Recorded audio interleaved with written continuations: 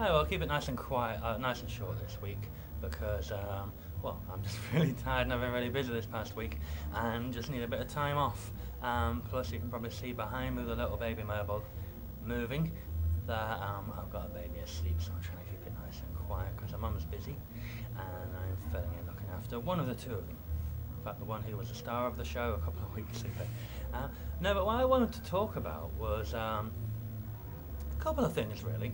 I suppose many of you have seen my posts about the book pixies, the little German book pixies fairies. I forgot to look it up, actually. I can't remember which ones they are. But those little creatures that come out at night and take all of my little stories, my little drafts, my little thingy-dingies that I've made, and actually turn them into books that I hadn't intended to write. As you've seen, Scandadrago came out. It's currently waiting for the paperback to finish on Amazon. The ebook is out there already, so go and buy it. It's lovely. But that, plus obviously the Victory of Wolves is currently in production. It'll be finished over the next day or two and ready to be put up as well. But I hadn't planned this. I hadn't planned a whole 4 or 5 book or 5 novella series set in the Alexander universe to kind of fill in the gaps that the short stories in my 4 book collection had already started, as you know. It's kind of gone crazy already. I planned to do 3 books in the collection series and I didn't. I did 4. But I planned to do 4, then I planned to do 3, then I planned to do 4 again. It tends to go like that. It seems that once this wellspring of writing talent, I suppose, or inspiration starts flying up, I actually find it impossible to stop. And that's the way it seems to be. I don't know if any of you have had this, but you'll wake up in the morning and suddenly it's just like, I've got to write something now. And it sort of happened. It's kind of like when you're training for a sporting event or something and you know you've got to train. And you have this feeling, you have this guilt inside of your heart that you're like, I'm not training. And then suddenly you're like, the same thing, I'm not writing, I've got to write, or things are going to go badly wrong and everything in my life is going to be horrible. And there we are. I'm writing a lot. I'm writing without stop or cease. I'm upsetting my family. I'm upsetting my children are demanding my attention and crying behind me and giving me looks and squeaking at me as they tend to do. The little ones at least anyway, to get my attention and go, Daddy, what you doing with that box over there? You should be playing with me. Well, the joys of being a full-time everything, as I like to say. It's trying to keep the balance. It's writing, family writing, writing helps family helps writing. Yeah, it gets complicated. So, I wonder how many of you out there have that sort of struggling to make your work life and your other work life and your family life and your personal life and everybody who loves your life actually work. I know, it's hard, because I work a full-time job. I have a really crappy hours on that full-time job. I work in a call centre, and as many of you know, working in call centres means you work hours ordinary people don't work. Then, you come home from work, and it's time to grab one of the kids from the wife, eat some food, take a shower, go to bed, and get ready for work again in the morning. Weekends are the only time I get really to do stuff, and I've got to take care of the kids as well. You know, she's been looking after the babies all week long. Daddy's got to do his part, but unfortunately Daddy wants to do his writing and his editing and his cover design and his website updating and his blog updating and his forum updating and also publishing on Facebook here and there. It's just like,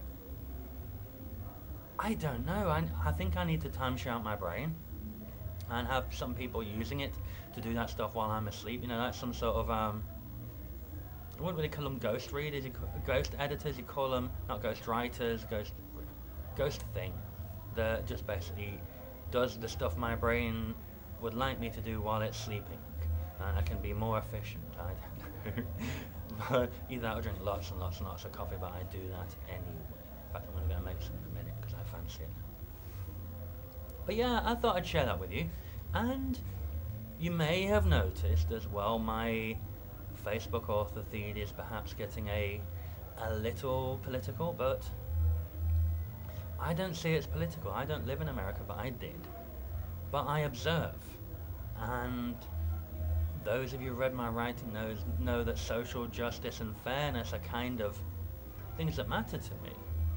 And when I'm seeing the world where that is not happening, I get upset about that. But I'm not a Democrat, I'm not a Republican, I'm not Labour, I'm not conservative, I'm not a socialist, I'm not a Republican, I'm neither.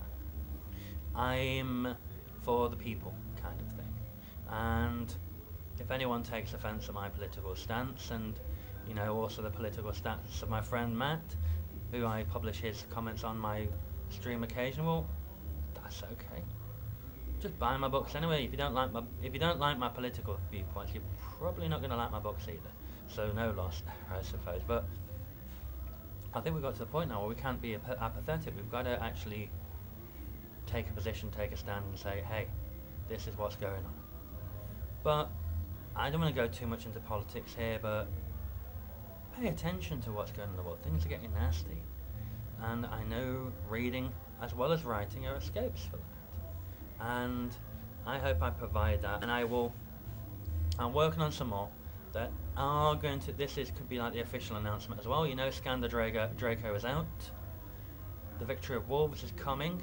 Either Neshaa or the Snake Charmer are coming after that. I'm thinking about a story for Neshaa because I just like him as a character. He's an interesting character.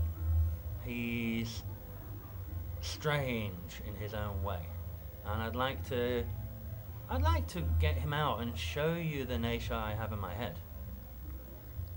Show you who Alchemist Neshaa is and where he came from, but it's going to involve a lot of research into the Persian Empire, the Achaemenid Empire at the time of Alexander's invasion, because Neshaa comes from that.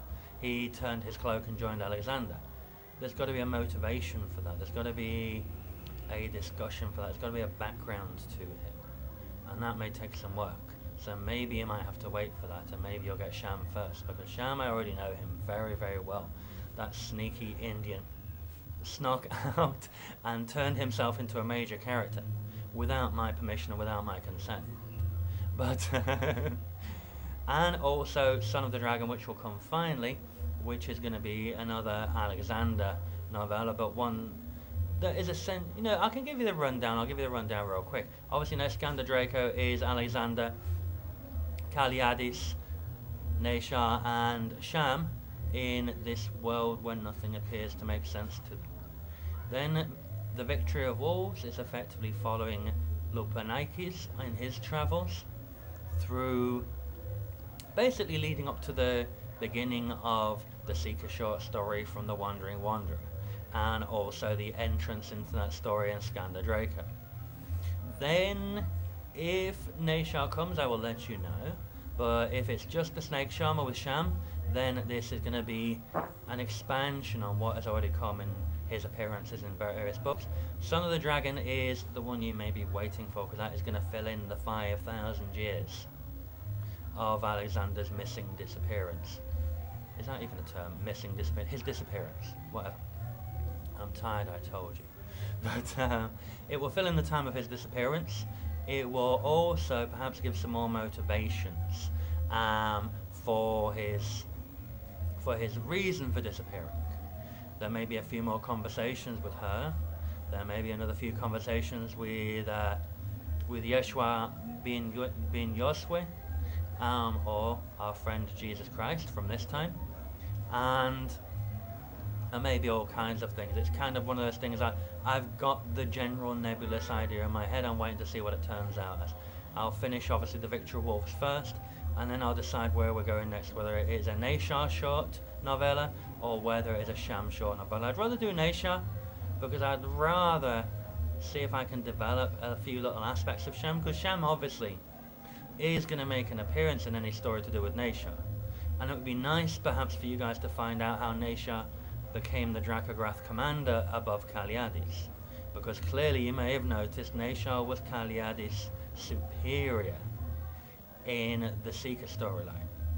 How did that happen? Well, maybe I should write the story so you can find out how that happened.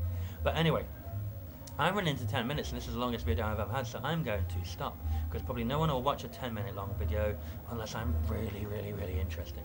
So I will go now. Have a great time, guys. Thank you for watching again. And this is Alan Fisher signing off, and I hope to see you guys again soon.